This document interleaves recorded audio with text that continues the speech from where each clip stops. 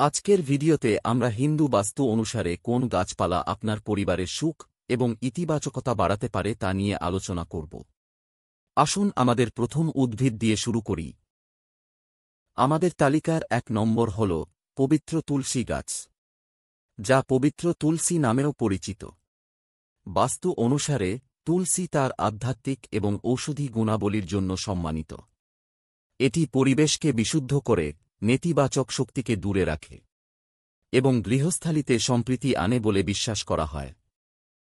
পরবর্তীতে আমাদের কাছে রয়েছে মানি প্ল্যান্ট বা এপিপ্রেমনাম ওরিয়াম। এই উদ্ভিদটি সমৃদ্ধি এবং সম্পদের সাথে যুক্ত।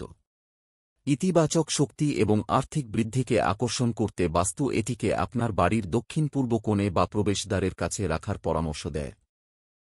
আমাদের তৃতীয় স্থানে রয়েছে লিলি, বৈজ্ঞানিকভাবে স্প্যাথেথেলন নামে পরিচিত।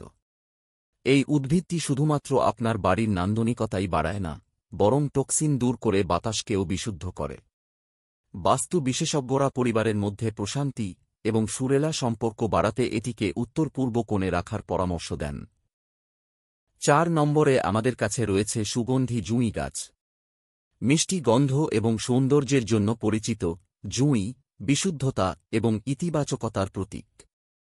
বাস্তু আপনার বাড়ির উত্তর বা উত্তর পূর্ব দিকে জুঁই রাখার পরামর্শ দেয়, ভালো স্পন্দন আকৃষ্ট করতে এবং মানসিক সুস্থতা বাড়াতে। শেষে আমাদের লিস্টে রয়েছে বহুগুণ সম্পন্ন অ্যালোভেরা উদ্ভিদ, যা তার নিরাময় বৈশিষ্ট্যের জন্য বিখ্যাত। ঘৃতকুমারী বাস্তুতে নেতিবাচক শক্তি শোষণ করার এবং শারীরিক স্বাস্থ্যের উন্নতি করার ক্ষমতার জন্য শুভ বলে মনে করা হয়। ইতিবাচকতা বাড়ানোর জন্য জানালার কাছে বা খোলা জায়গায় অ্যালোভেরা রাখা আদর্শ। আপনার বাড়িতে সুখ এবং সম্প্রীতি আনতে হিন্দু বাস্তু দ্বারা সুপারিশকৃত ৫টি গাছ নিয়ে আলোচনা করা হল। আপনি যদি আপনার স্বাস্থ্যকে উন্নত করতে, সমৃদ্ধি আকর্ষণ করতে বা একটি নির্মল পরিবেশ তৈরি করতে চাইছেন, তাহলে এই গাছগুলিকে আপনার বাড়িতে অন্তর্ভুক্ত করুন।